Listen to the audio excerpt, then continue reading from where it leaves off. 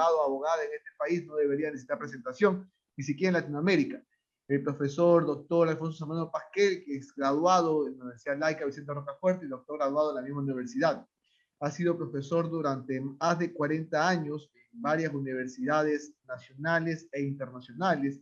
Siempre afirma y manifiesta de haber sido inducida a la docencia universitaria por parte del maestro Jorge Zavala Vaquerizo. Además de ello, conferencista a nivel internacional, ha presentado sus conferencias en países como Argentina, Bolivia, Brasil, Colombia, Chile, Perú, Venezuela, Costa Rica, Cuba, México, Honduras y España. Ha publicado varios libros de revistas científicas y publicaciones de revistas científicas y en particular más de 50 textos. El doctor Alfonso Zambrano Pasquel no solamente es un referente de la academia ecuatoriana en el derecho penal, sino también una necesaria aspiración de todo académico en Ecuador. Sus redes sociales, a través de su Twitter, siempre dejan disponibilidad precisamente la posibilidad de presentar y acceder a través de sus redes sociales a sus textos, a su obra científica y a todas las y todo lo que ha creado a nivel académico por parte del doctor Alfonso Zambrano Pasquel. Por parte de las autoridades de la Facultad de Jurisprudencia de la Universidad de Guayaquil, estimado maestro, queremos darle la bienvenida. Estamos en vivo en estos momentos a través de las redes sociales de la Universidad de Guayaquil. Invitamos a todas las personas que se encuentran conectados a través de las redes sociales, a través de Facebook Live y a través de otros medios de comunicación, a hacer sus preguntas para la correspondiente ponencia, a lo cual, una vez terminada la presentación del maestro, pasaremos precisamente a hacer y expresar y exponer las preguntas presentadas por ustedes. Sin más palabras que mencionar, estimado doctor, por favor, la conferencia es toda suya. Muchísimas gracias, muy buenas noches. Esa generosa presentación siempre estimula además, pero empiezo primero por consignar mi reconocimiento y agradecimiento por permitirme ser parte de estos 153 años de la Facultad de Jurisprudencia de la Universidad de Guayaquil. Como yo digo en algún libro dedicado a la universidad y a la facultad, es la primogénita, sin duda, de la universidad. Es un honor estar con ustedes y me pareció oportuno escoger un tema. Yo lo he mencionado en algún módulo de capacitación, en alguna conferencia. Reconozco que deberá ser parte de alguno de los capítulos de mis próximas publicaciones. Tiene que ver con las neurociencias y el derecho penal. Miren, el profesor Carlos Parma, él dice que hablar de neurociencias es como hablar del cadáver insepulto del Lombroso. Y la doctora Lolita Nayar de Castro decía que hay un retorno triunfal de Lombroso y de Darwin. Ya vamos a ver por qué. Yo debo expresar, incluso hay profesores como el profesor Winfried Hassemer, ya falleció, gran jurista alemán, incluso creo que mi querido amigo, yo le digo, un hermano mayor como es el profesor Zaffaroni, no está tan de acuerdo con el tema de las neurociencias. Yo quiero primero esbozar la posición que yo mantengo con respecto a la teoría del delito, que va de la mano con la explicación que voy a esbozar en el tiempo que se me ha asignado. Deben ser alrededor de 10 libros publicados, unas 4 ediciones del Manual de Derecho Penal, Teoría del Delito, luego 2 con Neri Murillo, también referidas a Teoría del Delito, una en el Perú con Ara, una en Colombia con Ibáñez, una en Editorial Contexto de Argentina sobre Teoría del Delito y Código Orgánico Integral Penal. Hago esta referencia no por ser presuntuoso, sino simplemente para recordar. Desde 1984 y para aquella época yo hablaba sobre error de tipo y error de prohibición que habrán sido ya incorporados vía reforma en el Código Orgánico Integral Penal y que fue un error terrible por los malos asesores en el proyecto inicial haberlos dejado fuera del marco normativo. ¿Qué es lo que yo he sostenido y ratifico? Para mí hay 2 juicios. En un juicio de reproche dirigido al acto, por el cual debemos concluir que el acto, además de típico, es antijurídico y eso constituye un injusto penal. En la estructura de la tipicidad debemos estudiar la manifestación de conducta, el acto, que puede ser incluso constituido por una omisión, un resultado y una relación de causa-efecto entre conducta y resultado. Yo tengo por información, soy finalista, no tan belseliano, aunque yo he estudiado mucho lo de Belzel, que es un clásico sin duda del finalismo, pero probablemente más en la línea del profesor Maurach, porque él reconoce esta explicación que yo estoy en este momento simplemente reproduciendo, y que además la tuvo el profesor Zavala Vaquerizo. Pues yo he sostenido y sostengo que en ese juicio de reproche hay que concluir en el injusto penal. Es decir, si no me dio una causa de justificación, pues debe reputarse la conducta como antijurídica. Como elemento subjetivo del tipo penal, pues están el dolo y la culpa. Interesante es que recuerde solamente que en el dolo hay la posibilidad de un error de tipo insuperable o invencible, no hay delito. Si es superable o vencible, podría ser sancionado si hay la conducta reprochada como delito culposo. Y entonces el otro juicio de reproche está dirigido al dueño del acto, que es el juicio de culpabilidad, como también se llama de reproche de culpabilidad. Y yo le voy a plantear un ejemplo sencillo. A ver, una persona que tiene un grave trastorno de personalidad, ya vamos a ver las diferencias que hay entre psicosis y psicopatía, pero con un trastorno de personalidad, ¿esa persona es capaz de cometer delitos? Claro que es capaz de cometer delitos. Pero, ¿qué ocurre? Si no es imputable, se le va a imponer una medida de seguridad. Porque no es lo mismo, ojo, el caso de una persona que tiene problemas mentales y que, por ejemplo, está siendo violada. ¿Tiene derecho a actuar en legítima defensa? Por supuesto que sí. Allí hay legítima defensa, hay una causa que enerva el juicio de antijuricidad y, consecuentemente, no hay reproche de ilicitud. La conducta es ajustada a derecho. Pero ¿qué pasaría? El caso de un violador serial o un asesino en serie. A ver, la conducta, y puede ser de una persona inimputable, esa conducta merece reproche. Como acto ilícito, sí. El injusto penal, claro que le puede ser cargado. Si fuese cierto que la culpabilidad forma parte de la categoría delito, entonces vamos a tener que concluir que un asesino serial o un violador múltiple no comete delito. Sí comete delito. Y se le impone una medida de seguridad. Pues bien, ¿qué componentes tiene la culpabilidad? Fundamentalmente tres. La imputabilidad, el conocimiento de la antijuricidad y la exigibilidad de la conducta adecuada del derecho. El tema central va a ser hablar de la imputabilidad, pero a ver, ¿qué entendemos por imputabilidad? La capacidad de comprender la criminalidad del acto y determinarse de acuerdo con esa comprensión. Y ya vamos a ver que por ahí va el punto de quiebre. El conocimiento de la antijuricidad, se reputa que todos tenemos conocimiento de la antijuricidad. ¿Podría en un momento dado plantearse un error de prohibición? Sí. Si es insuperable e invencible, no hay reproche de culpabilidad. Si es vencible, hay un reproche de culpabilidad disminuido y la posibilidad de atemperar la pena en cuanto a su intensidad. Y hay un error de comprensión culturalmente condicionado, es una de las geniales creaciones del profesor Raúl Zaffaroni, que como digo es mi hermano mayor, y en el Perú está prevista en el marco normativo. En Ecuador, en el anteproyecto de Código Penal de 1995, que es de autoría de Alfonso Zambrano Pagel, está previsto el error de comprensión culturalmente condicionado, que en el fondo, ¿qué es una forma de error de prohibición y podría ser aplicable, por ejemplo, en casos que tengan que ver con comunidades indígenas. No es el tema de la conferencia, pero simplemente lo menciono. Pues bien, ¿qué ocurre con el tema de la imputabilidad? Aquí hay que tomar la ubicación correcta. Primero, nosotros leemos, y ojo, desde 1984 hay unas 3 ediciones de mi manual, está en mi página web, en las www.alfonsozambrano.com, hay alrededor de 20 libros míos gratuitos en formato digital.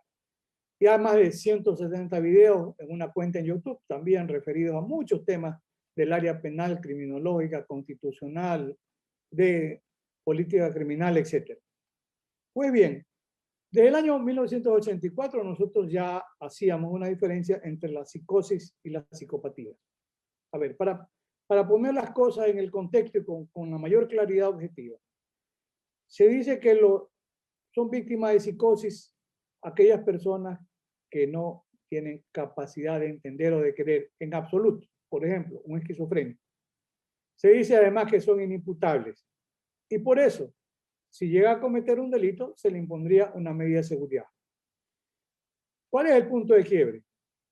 Se dice que el psicópata sí tiene capacidad de comprender la criminalidad del acto. Ojo. Pero lo que no se ha estudiado es si además de tener capacidad de comprender la criminalidad del acto, tiene la posibilidad de actuar en realidad con libre albedrío. O le es indiferente.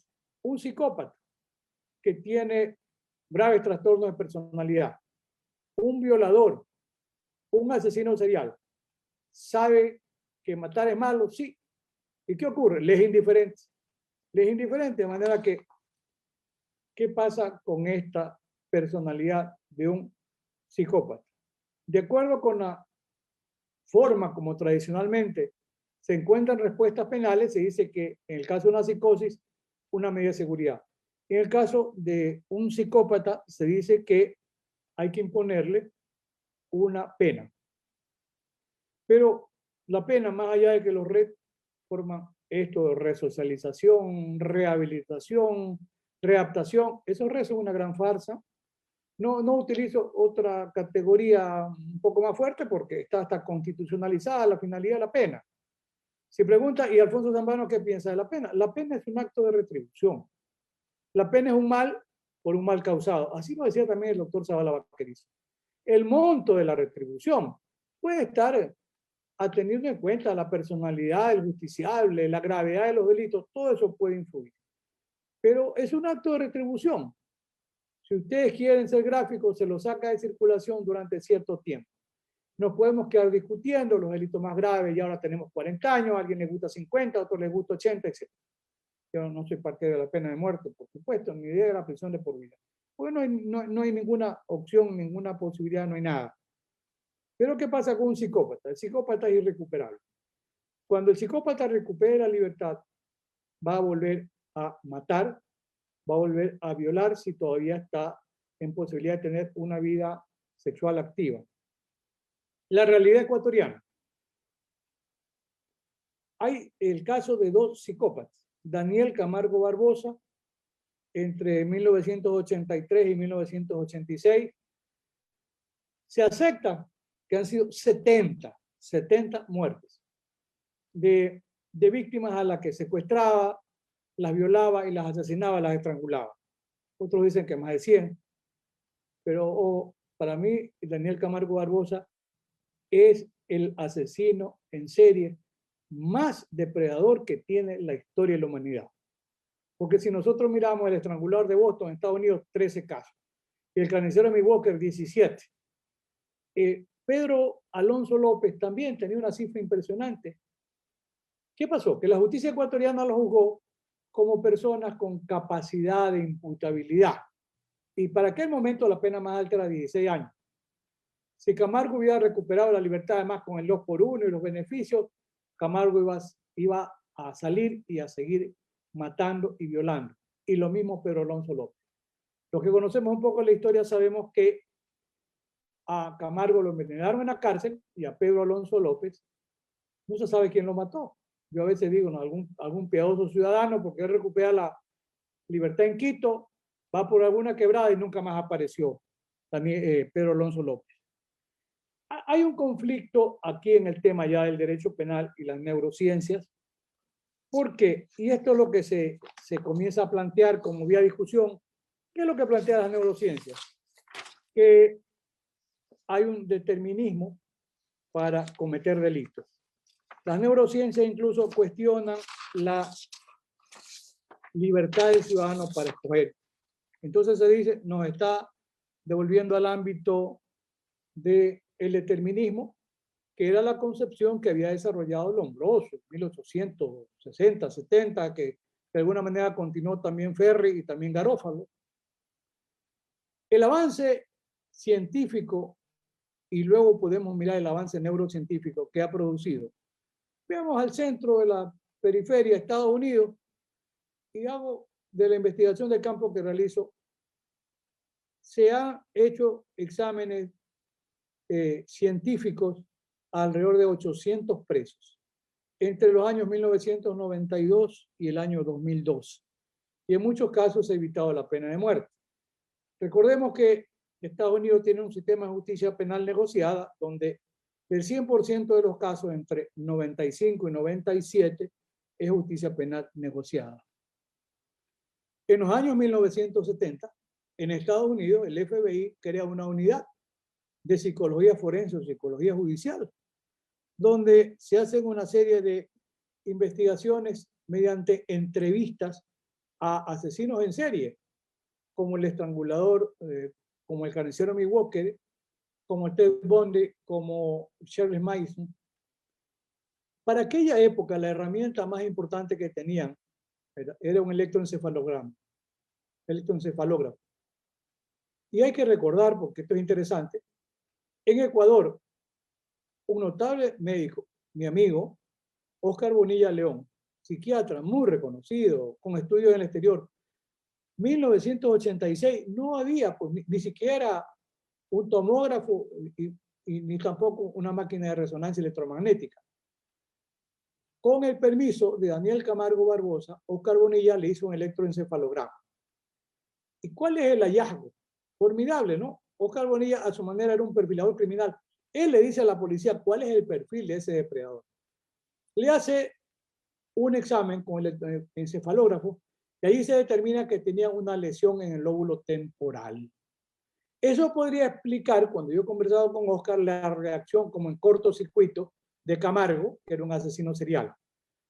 Pero hay que también tener presente el concepto que manejan los psiquiatras, los expertos en perfilación criminal, cuando se le pregunta si un psicópata, que pasó con el caso de Camargo, si es imputable, contestan que sí. ¿Por qué? Porque tiene capacidad de comprender la criminalidad del acto, pero no tiene capacidad para motivarse.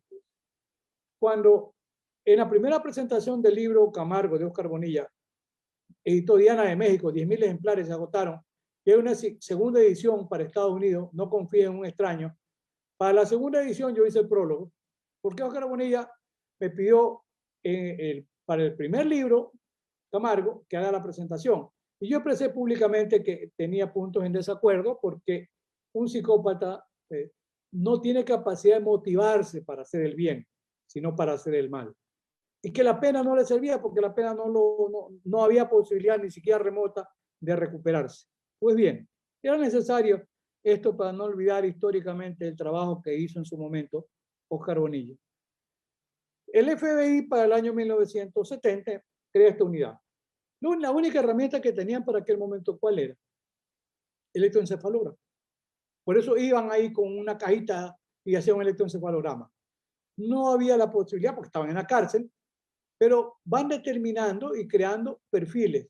Hay por ahí, hacemos propaganda gratis en Netflix, algunas series, Mente Criminal, por lo menos 2 temporadas y otras más, y también los libros. De manera que ya el FBI, en términos futbolísticos, a los jóvenes que les gusta, dio el puntapié inicial. Para los años 1980 empiezan a hacer investigaciones del cerebro. Uno de los institutos, el Tecnológico de Massachusetts, que a veces es el número 1 en el mundo, a veces Harvard, se intercambian, no son ni universidades del Reino Unido, ni de Inglaterra, ni de China, no, de Estados Unidos. El Tecnológico invierte miles de millones de dólares en investigación y hace investigación dirigida al tema del cerebro. Utilizan ya resonancia magnética funcional por imágenes. Esto le permite al psiquiatra apreciar, por ejemplo, si hay o no lesiones cerebrales. Además, las conductas, este perfil de criminales violentos y seriales, tiene una lesión en una glándula en el cerebro que es la amígdala. Pero ojo, Esto no quiere decir que todos los que tengan la lesión en las amígdalas del cerebro van a ser asesinos en serie, no. Alguna vez vi un video interesante porque uno de los científicos de Massachusetts pidió que a él le hagan también la prueba. Y sucede que él tenía una anormalidad en la amígdala, pero no era un violador en serie, no. Yo pienso que hay, ojo, que es mi punto de, yo diría, de encuentro. Hay factores predisponentes que forman parte de la Constitución y que nos permite, en un momento dado, el estudio neurocientífico determinar si hay o no una lesión cerebral que permite explicar esta conducta criminal. Y hay factores desencadenantes. Por ejemplo, Ecuador tuvimos un joven de apellido Hermosa. Él era un depredador. Menor de edad, degollaba a taxistas. Yo no sé si él fue violado por la mamá o una hermanita, no sé. Pero el hecho cierto es que este joven, claro, de acuerdo con la legislación de menores, recuperó la libertad cuando llegó a los 22 años. Hermosa salió y Hermosa, ¿qué hizo? Siguió estrangulando y siguió degollando a taxistas. ¿Era un asesino en serie? Sí. ¿Tenía Hermosa la posibilidad de recuperarse? Nunca. No, era un irreversible. Entonces, y en Estados Unidos, veamos el caso de los que están condenados a la pena de muerte. ¿Qué hacen? Hay organizaciones que trabajan en pro de los derechos, todos tienen derechos. Pauling, uno de los alumnos más de los discípulos, más conspicuos de Jacob, incluso habla de los derechos que le asisten a un terrorista, así que tampoco se asusten. La Corte Suprema de Estados Unidos, y este es lo que permite empezar a revisar la sentencia condenatoria, porque en un sistema como el norteamericano, el tribunal, en audiencia oral pública y contradictoria, además que no es un tribunal que motiva, sino que por la íntima convicción resuelve, la sentencia es inapelable, causa estaba. ¿En qué momento se podría revisar? En 1984, Estados Unidos resuelve un caso, la Suprema Corte, Strickland versus Washington. Ese marca los estándares para considerar que una persona estuvo o no bien asistida por un abogado defensor. Strickland versus Washington es de 1984. He visto ahí en una referencia el presidente de la Corte Suprema, el famoso juez Warren. ¿Qué hizo esta sentencia? Esta sentencia llegó a la conclusión de que no hubo una adecuada defensa en el proceso. ¿Por qué? Porque el abogado no utilizó todos los recursos que tenía para atender la defensa. Se llaman por esos estándares de razonabilidad. Y se llegó a decir, si el abogado hubiese sido más diligente, ¿verdad? Entonces, podría haberse asegurado no solo un mejor derecho de defensa, sino la posibilidad de otro fallo. Y revocan la condena y le reconocen el derecho a un nuevo juicio. Este diríamos que fue el segundo pitazo del partido, porque entonces la ONG, ¿qué hacen? Invocan la violación de la sexta enmienda, el derecho a contar con una buena defensa. Jordi Nieva Finola, a quien yo le guardo muchísimo precio, el catedrático de la Universidad de Barcelona, es contrario. Pues Jordi Nieva dice, no, pero es que está lesionando la dignidad de la persona que está presa. Yo digo que no es verdad. ¿Por qué? Porque lo visitan y le dicen, a ver, usted está condenado a la pena de muerte. Sí, señor. Nosotros lo podemos representar porque hemos revisado su caso y la serie de hechos que a usted se le atribuyen podría determinar que usted tenga un problema en el cerebro. No se le hicieron exámenes neurocientíficos que ahora son posibles. Nosotros podemos invocar la sexta enmienda, pedir que se hagan los exámenes y ¿qué ganaría? Ganaría, bueno, si se determina que usted tiene una lesión en el cerebro que le explique esta conducta suya, entonces tendría que ser revocada la pena de muerte y puede ser condenado a prisión de por vida. De todas maneras, usted seguiría viviendo y ya no va a ser ejecutado. Entonces, aceptan, claro que aceptan. Por eso yo, con el respeto a Jordi Nieva, digo, bueno, ese es un criterio, pero no necesariamente. Para tener idea, o ya vi el polígrafo, que se lo utilizó también en las visitas que hacía este departamento del FBI de los años 1970. Pero hoy el polígrafo está deslegitimado. ¿Por qué razón? Porque se ha podido comprobar que existen agentes se preparan, que están en la CIA para soportar dolor y para mentir. Entonces, por eso ya hoy el polígrafo no es una prueba, ¿verdad? Que sea una prueba que dé un resultado inequívoco y tiende a no ser utilizada. El profesor Michel Tarufo dice que para él la prueba científica, dice la más importante, tal vez la única, es la prueba de ADN. Ojo. Mire, en el año 2013, Estados Unidos, esto es interesante igual decirlo, hay una sentencia Maryland versus King, 2013. A ver, lo acusaban a King de haber ser responsable de una violación. Le piden el permiso para una toma de ADN y él dice, bueno, ¿por qué? Porque King estaba seguro que él no era responsable de esa violación. Y efectivamente no era responsable de esa violación. Pero como hoy, ya hace más de una década, en 2013, Estados Unidos tiene una base de datos impresionante sobre ADN, así como puede tener el SRI sobre temas tributarios. Ya. Entonces, hacen una comparación de la base de datos con el ADN de King y coincide en el caso de otra violación que estaba en impunidad. Y ahí se arma la pelotera, porque los abogados de King dicen, no, esa prueba fue autorizada para el caso A y se lo pretende condenar en el caso B, que no, para el cual no entregó la prueba de ADN. ¿Ya? Esto es lo que hoy se llama de prueba trasladada, ¿ya? Que es discutible, sí, pero en primera instancia le dan la razón a King y a sus abogados. Sí, es una prueba ilícita porque no fue autorizada. En el segundo nivel también, la Suprema Corte en el 2013 dice no. Es indiferente si le entregó para el caso A, porque coincide con un caso que estaba impune y es aplicable la prueba para el caso, aunque no fue entregada para ese. Entonces, desde el 2013, la policía en Estados Unidos toma, incluso ya, sin mayor esfuerzo, las muestras de ADN, tienen un gran banco de datos y esto de alguna manera trata de impedir un nivel mayor de impunidad. Por lo falso positivo, les sugiero que vean casos como el proyecto Inocencia, que es un trabajo extraordinario que nace en las universidades norteamericanas, porque hay un tema también interesante. Puede ser algo lejos de la prueba neurocientífica, pero es interesante, que son las identificaciones, donde, como yo le digo a mis alumnos cuando estoy dando clases, a ver, en esta comunidad en Estados Unidos se imputa o se acusa a un ciudadano de raza negra ser responsable de una violación. Entonces, la policía, cuando va a la víctima, le enseña 200, 300 fotos de ciudadanos de raza negra. Y ojo, en el condado de Dade, en Miami, un comisario de policía era el que mayores condenas conseguía. ¿Por qué? Porque lograba que identifiquen con fotos a los victimarios. Pero ese comisario de policía además era de raza negra, identificaban a negros. ¿Qué pasaba? Que después, con el tiempo, y ya con el avance del ADN, se llegó a determinar que no era ese, sino otro. Por eso el trabajo del proyecto Inocencia.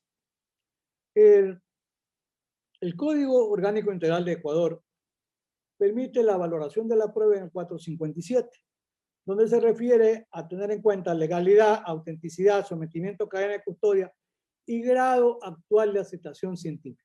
Eso es un tema muy interesante, grado actual de aceptación científica. De manera, el 511 permite incluso la presencia de peritos internacionales. En un tema que esté en discusión, puede recurrirse incluso a peritos internacionales. Y el artículo 619 del Código Orgánico Integral Penal me da la razón a lo que yo vengo sosteniendo de 1984. ¿Por qué? Porque dice la disposición de medidas de seguridad siempre que se haya probado la existencia del delito. Presupuesto para la medida de seguridad y para la pena es que hay un delito.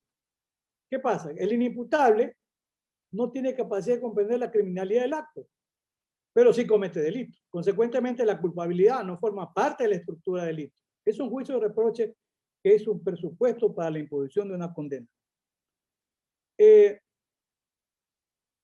este tema, la discusión entre libertad y autodeterminación del sujeto, ese es el kit de la clave. Pienso yo que el avance neurocientífico es formidable.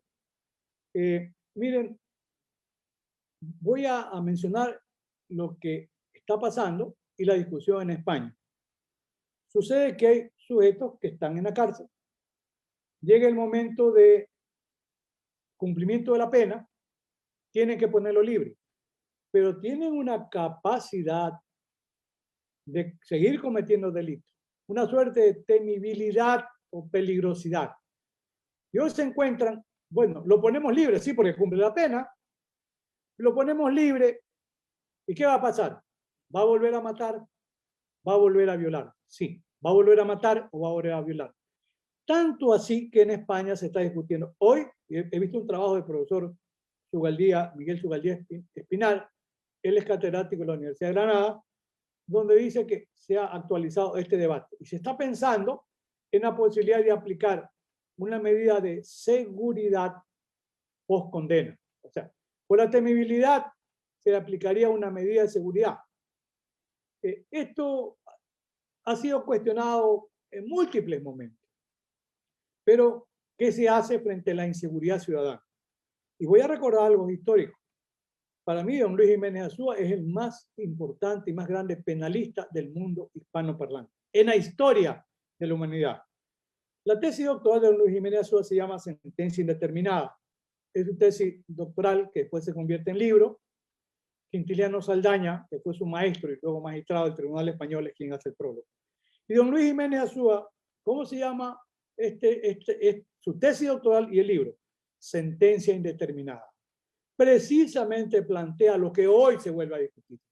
¿No será que habrá llegado el momento de pensar en que sí, el riesgo de que siga cometiendo delitos es demasiado alto? Entonces, ¿qué hacemos?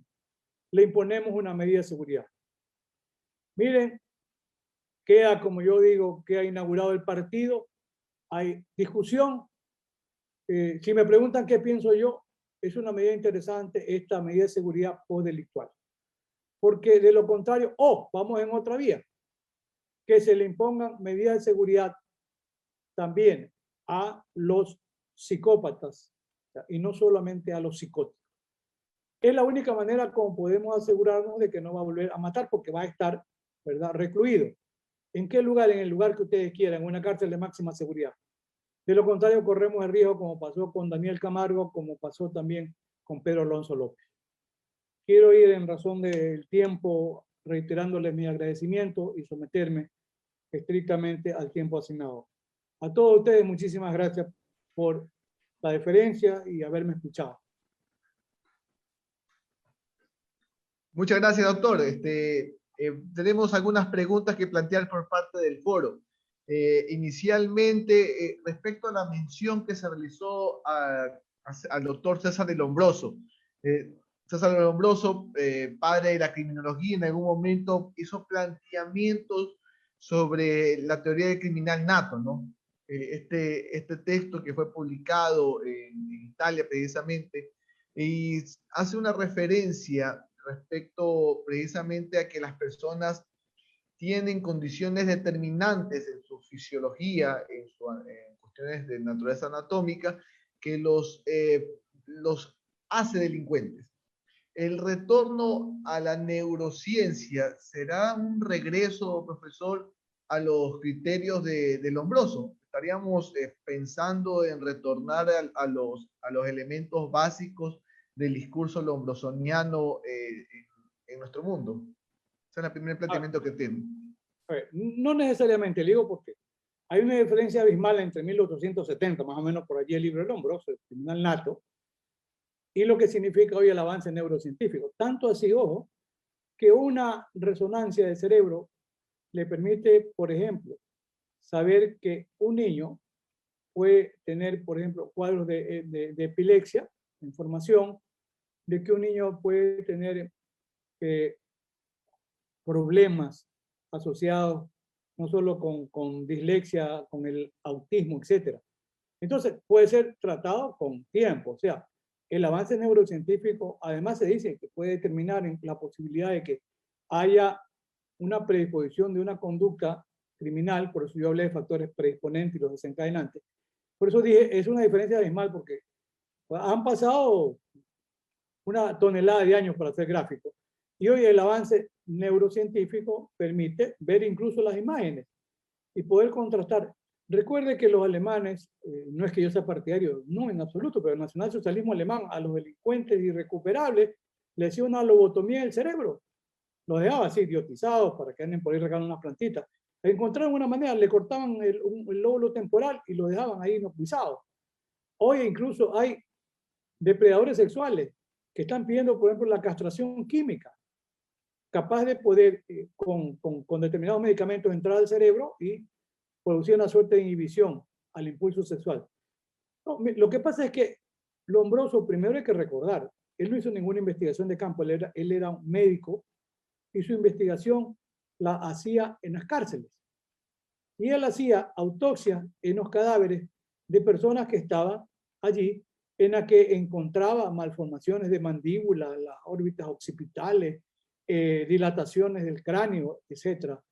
Pero él trabajó en un espacio muy reducido que era la cárcel, no era una investigación de campo abierta. Por eso, claro, tiene su mérito, pero eso respondería más bien a una suerte de concepción y una suerte de criminología clínica en sus inicios. Entonces, no confundir el trabajo de Lombroso. Yo digo que simbólicamente, dice Charlie Palma, el cadáver insepulto de Lombroso, y Lolita Nellar dice, o Lombroso viene cabalgando otra vez. Pero es que el avance neurocientífico es formidable. ¿Por qué? Porque nos permite saber con alguna certidumbre, porque se puede estar sujeto a discusión. Mire, incluso en Estados Unidos, en los peritajes, hay un tema interesante que nosotros no manejamos. No solo le dicen, bueno, ¿cuál es el fundamento científico? Que de alguna manera está en el Código Orgánico Integral Penal. Algo que no tenemos nosotros es que el perito en Estados Unidos tiene que decir cuál es el margen de error de su peritaje. ¿Y por qué? ¿Cuál es el margen de error? Bueno, yo creo que las neurociencias son un aporte positivo en el tratamiento debido a aquellas personas que son irrecuperables, porque no solo hay que pensar en la persona que es irrecuperable, hay que pensar en el resto de la sociedad y qué mecanismos de seguridad se le pueden proporcionar. Gracias, profesor. Y retomando lo que usted estaba manifestando precisamente sobre el delincuente irrecuperable, deberíamos retornar nuevamente a la clasificación de la persona desviada, concepto de desviación de propio la criminología, persona delincuente en el ámbito penal, ¿no? Deberíamos retornar entonces a un criterio de clasificación de la persona desviada o persona delincuente de forma tal de que podríamos determinar de forma efectiva cuál es el elemento de rehabilitación que requiere esta persona en virtud de las características de lo que nos ha determinado la neurociencia en estos momentos. A ver, pero quedémonos en el espacio más pequeño y real para esta charla. A ver, el 28% de las personas que están en la cárcel están asociadas a delitos de droga. De eso, el 40% son jóvenes. Y aquí es interesante aprovechar la coyuntura del auditorio. 40% son jóvenes. Y como dice mi amigo Raúl, que luego lo tendremos en la cancha, con toda la cancha Raúl, él dice, bueno, aquí hay un tema. Se le trata a una persona como Raúl es autor de la teoría gnóstica de la pena, dice, yo no sé para qué sirve, pero la pena está ahí. Se le trata a alguien de enseñarle a vivir en libertad, privándolo de la libertad. Dice Raúl, gráficamente, esto es como que él enseña a alguien a jugar fútbol en un ascensor. No, en la cancha, no en el ascensor. ¿Qué pasa entre la persona joven que tiene recursos, él o el padre?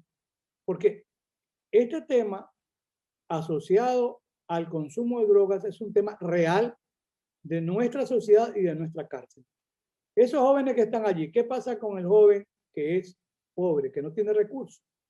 Pero lamentablemente cae en las redes del consumo de drogas. Uno es el consumidor, ¿verdad? Esporádico. Ahora le llaman, no sé si es que van a ver al Pato Donald, al recreativo, no sé qué van a ver en realidad. Pero más allá de la broma, uno es el consumidor y otro es el dependiente. El dependiente o el adicto, como quieran el término, de acuerdo con el 364 de la Constitución, jamás puede ser criminalizado. Pero están en la cárcel. ¿Por qué están en la cárcel? Mire, las tablas, hay dos tablas. La tabla que permite la pena, en la que yo estoy de acuerdo, no es lo mismo traficar 1 kilo que 1 tonelada. Pero la tabla dice que para estándares de consumo es caballo de Troya, porque nadie va a comprar, ¿verdad? Peor aquí como cuando va a comprar camisa, pague 3 y lleve 4. Un combo, va a la fiesta. Ojo, o está más barato. Es la ley de la oferta y la demanda. Va a comprar droga si está a menor precio para tener suficiente para su abastecimiento de consumo. Entonces, ¿qué ocurre? Primero compra, si tiene más del rango, entonces se queda preso. Por eso es caballo de Troya, debe suprimirse la tabla. Debe ser tratado como lo que es, un inimputable. Pero ¿cuál es la inquietud? Que esa persona que no tiene recursos se convierte en microtraficante. Entonces entramos a la rueda infernal. Tampoco es solución, pues vamos a pelear entonces que salgan libres. Ojo, si se los pone en libertad, ¿qué ocurre? ¿Dejó de ser droga dependiente? No.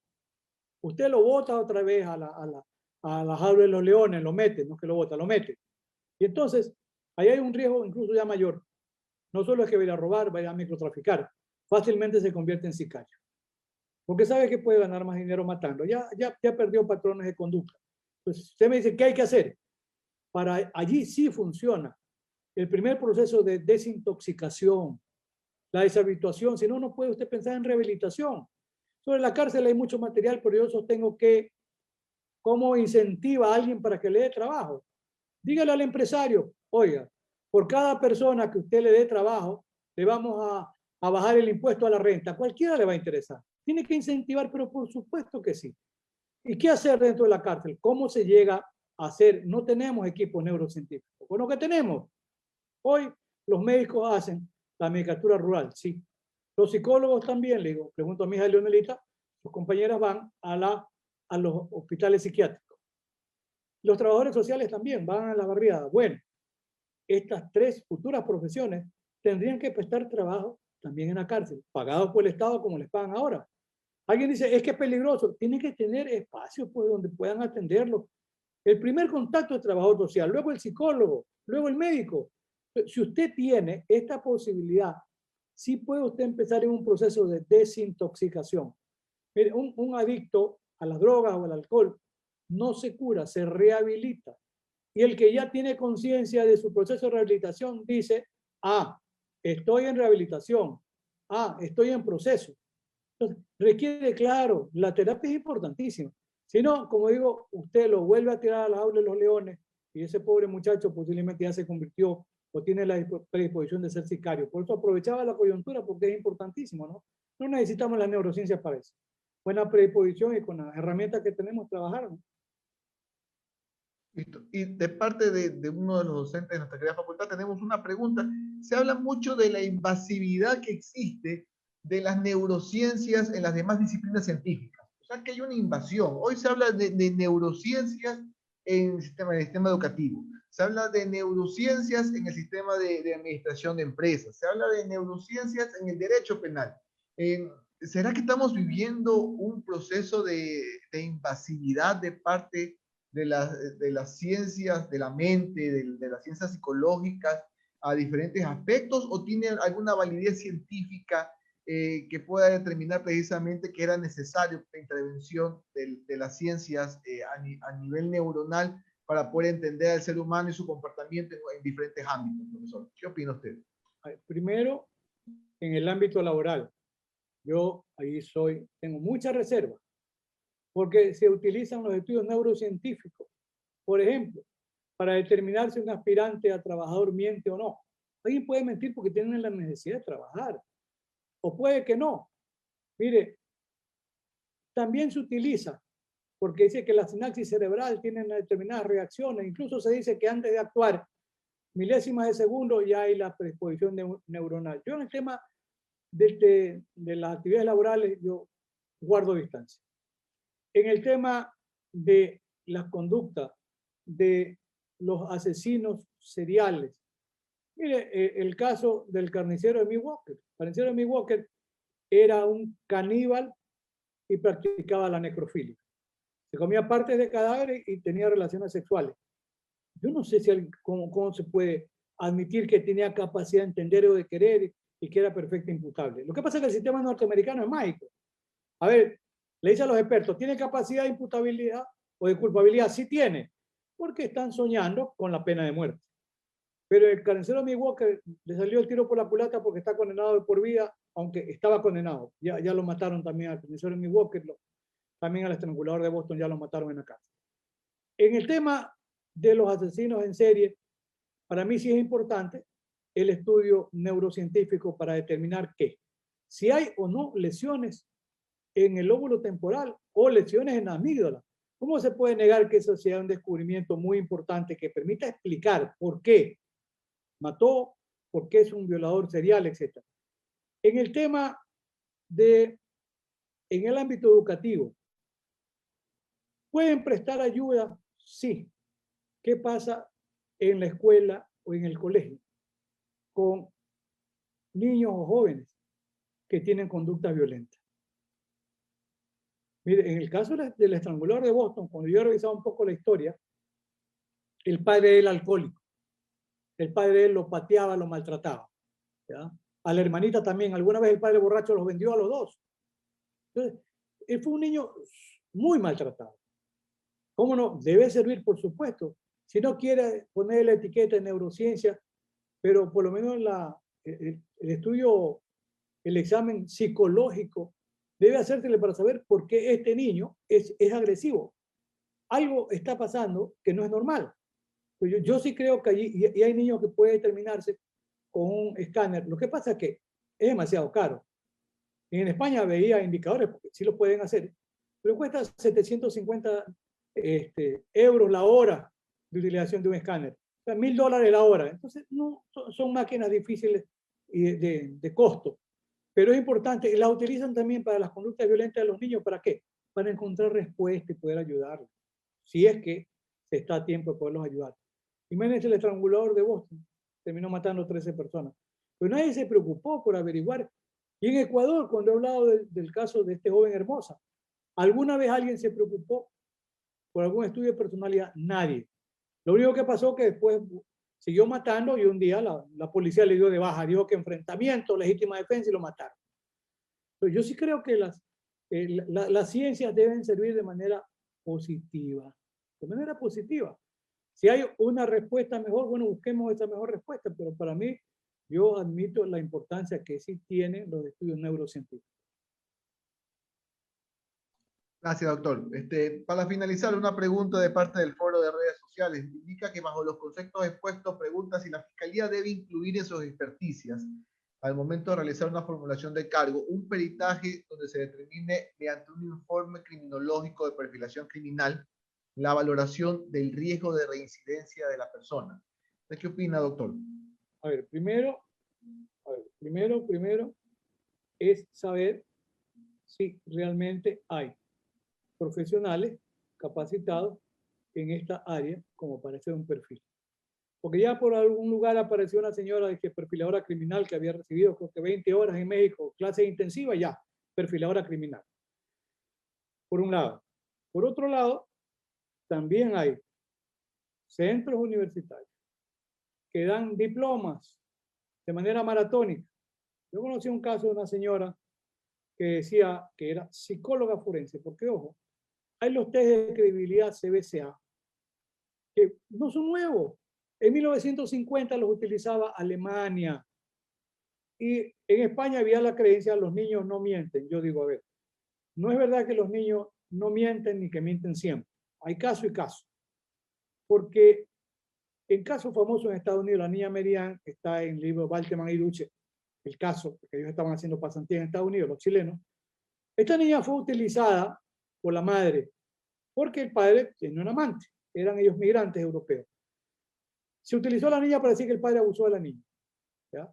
Y después se llegó a determinar que no era cierto el abuso, sino que había otros ingredientes que llevaron a que mintiera la madre y manipulara a la niña de unos 8 años.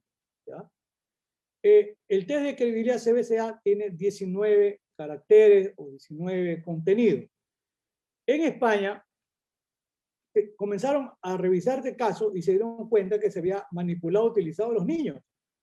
Entonces, en España se ha creado ya la psicología forense como formación universitaria.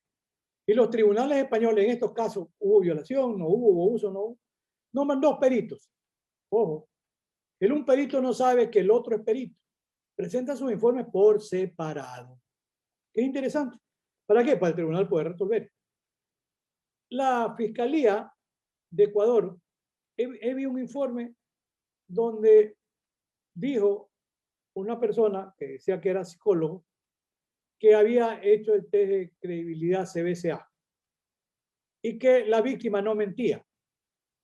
Pero el test de credibilidad CBCA no estaba incorporado. ¿Cómo se sabía si el test lo había hecho o no? Porque puede ser un invento, un cuento también. Si hizo el test, a ver, déjeme ver el test para revisarlo. Porque una audiencia de juicio hay que garantizar el derecho a la defensa. ¿Qué formación tiene usted? ¿A dónde hizo sus estudios? ¿Qué ha publicado? Hay que contrastar por qué es lo que dice. ¿Cómo llegó a estas conclusiones? ¿Cuál es el margen de error? ¿Qué técnica utilizó? ¿En qué tiempo entrevistó? Todo eso tiene que responder un perito. Pero que es importante, importantísimo. Ahora, esto que puedan los expertos decirle a usted que esta persona va a tener no reincidencia es muy complejo. ¿Por qué? Porque la reincidencia, que es la recaída en el delito, ¿verdad? Tiene una serie de factores que tienen que ser considerados. Si esa persona entró por un delito contra la propiedad y luego no tiene trabajo, ¿qué es lo más fácil? Que vuelva a cometer un delito contra la propiedad. Tiene escalada después, no, aquí gano poco, mejor trafica con droga, o mejor asalta un banco, o mejor mata a alguien. Entonces, mientras no haya nada en la cárcel, que es la durísima realidad, esto hablar de rehabilitación sigue siendo una quimera. Pero ¿qué es importante? Sí, y que se lo pueda hacer, sí, completo la idea, dele trabajo. A ver, hay que hacer convenios con los ministerios que no les cuesta nada, de agricultura. La cárcel de Guayaquil tiene hectáreas sin utilizarse, que se hagan sembríos para autoabastecer incluso la propia penitenciaría y los internos ganen algo. Ministerio de Educación, que les enseñe a leer y a escribir, que les permita armar pupitres, hacer cuadernos, lápices. Ministerio de Defensa, para concluir, y de Policía, le permitan hacer los uniformes, confeccionar uniformes dentro de la cárcel. Eso es posible, pero claro que es posible. Pero si no se implementan todas estas medidas, es una quimera, está hablando de una eventual rehabilitación. Esa es la idea. Listo. Le agradecemos nuevamente, profesor Alfonso Serrano Pasquel, por su ponencia el día de hoy y por haber respondido las preguntas. Nos encontramos, recordemos, en la celebración de los 153 años de la fundación de nuestra Facultad de Jurisprudencia, Ciencias Sociales y Políticas, en este primer encuentro internacional de Derecho, Sociología y Ciencia Política, organizada por la Universidad de Guayaquil. En un momento continuaremos precisamente con la jornada de exposiciones, con la presentación de la ponencia del profesor Eugenio Raúl Zaffaroni, denominada La larga historia de los derechos humanos de la Corte Interamericana de Derechos Humanos. Nuevamente, querido profesor, le agradecemos muchísimo su participación en este evento académico, su postura permanente a aportar con la Universidad de Guayaquil, la Universidad Ecuatoriana.